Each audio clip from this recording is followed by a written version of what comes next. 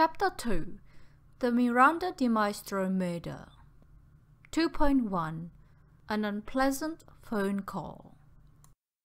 Miranda de Maestro finished the phone call and tried shaking off the discomfort it had caused her.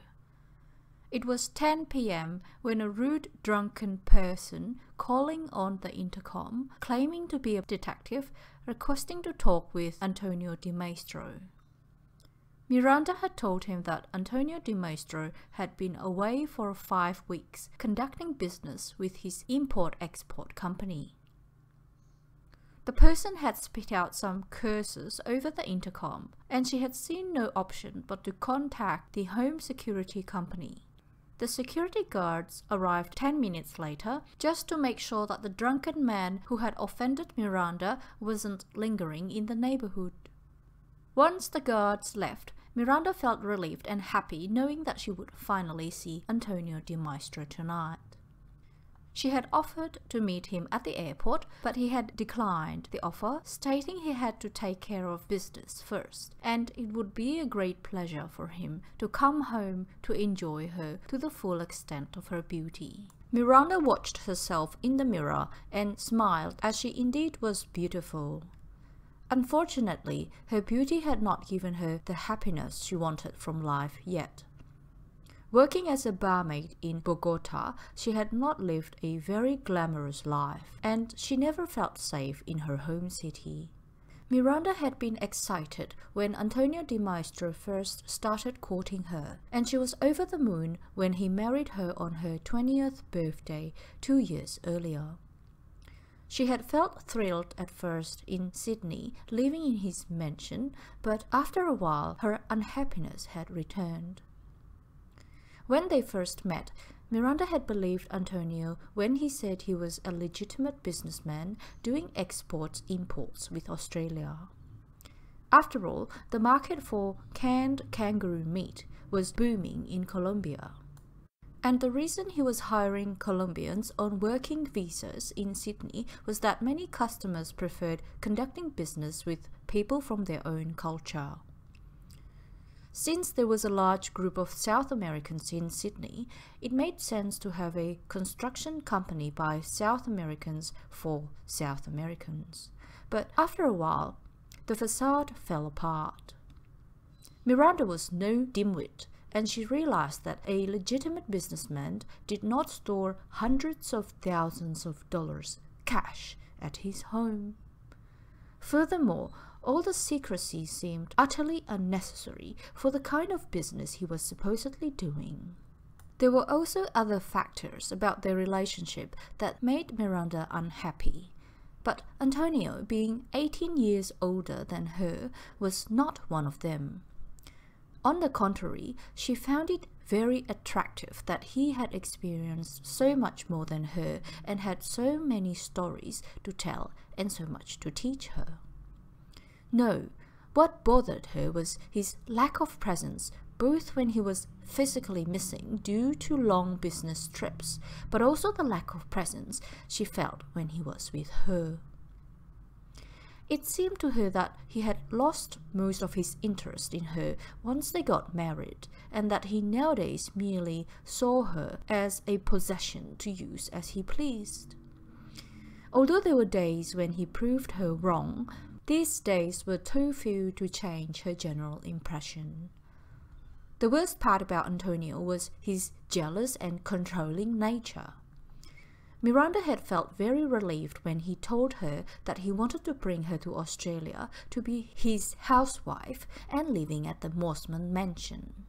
After all, being a beautiful woman working in a bar in Bogota was not easy with all the overconfident and arrogant cokeheads hanging around. But after a while, in Australia, Miranda had started to feel frustrated, just passing the time, not carrying her own weight, and always being dependent on her husband's money. Keeping her off the work market was Antonio's way of keeping track of her, but Miranda had not rebelled against his attitude. It was not fear that had made her not bringing it up, but rather a feeling of a debt of gratitude towards him. After all, he had improved her life a lot compared to how it had been before, and the last thing she wanted was to let him down. She received a text from Antonio Di Maestro saying, "I will be home in an hour. Words can't describe how much I have missed you the last 5 weeks. You are my Venus, my only love, my everything. Kisses, Antonio." Miranda smiled to herself. Tonight would be a night to enjoy, and she could worry about the future later. Miranda prepared the romantic surprise that she had made for her husband. The time was reaching midnight. Chapter 2.2 From the Killer's Point of View. The killer was sitting in a car watching Miranda via a laptop. Fortunately, the Di Maestro mansion was full of security cameras that he had hacked, so he could follow every step she made. The person who installed the cameras did an outstanding job in keeping them hidden from someone who was in the room, but also did a very sloppy job when it came to protecting them from computer hackers via the internet. The consequence of this was that it would be easy to get in and out of the house unnoticed.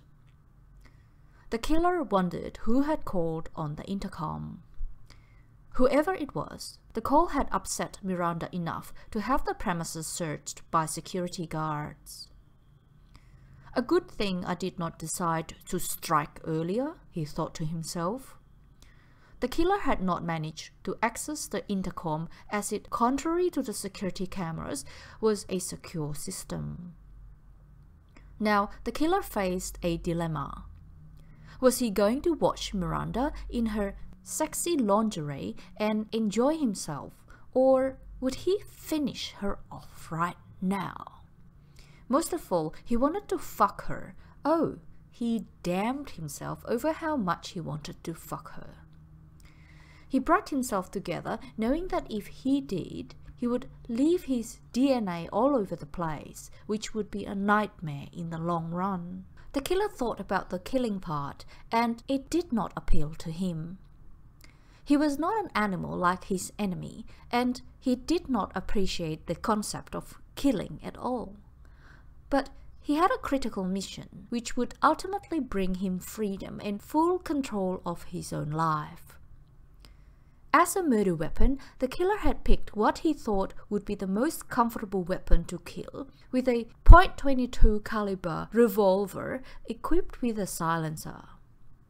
On the bright side, he would have no problem with the recoil and casings spraying around the crime scene, although he would have to shoot several shots to ensure the kill, as a .22 caliber gun with the silencer would have a little punching power.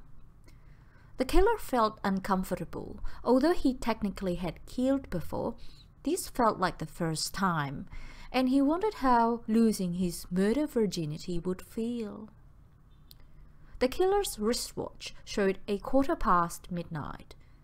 If he struck now, the timing would be perfect, and his message would be sent the way he planned. If he did not move now, he would fall behind schedule, as he had to wait until tomorrow night, which means he would have both an increased risk of detection and the risk of more delays. He was not that eager to watch Miranda in her lingerie anymore. The killer prepared to strike. First, he sent a text message to Miranda Di Maestro with the words, "I have lost my keys. Can you please open the back door so that I can sneak in? I'm looking forward to playing some sexy hide and seek." And then he studied her via the security camera when she opened the back door. It was time to proceed.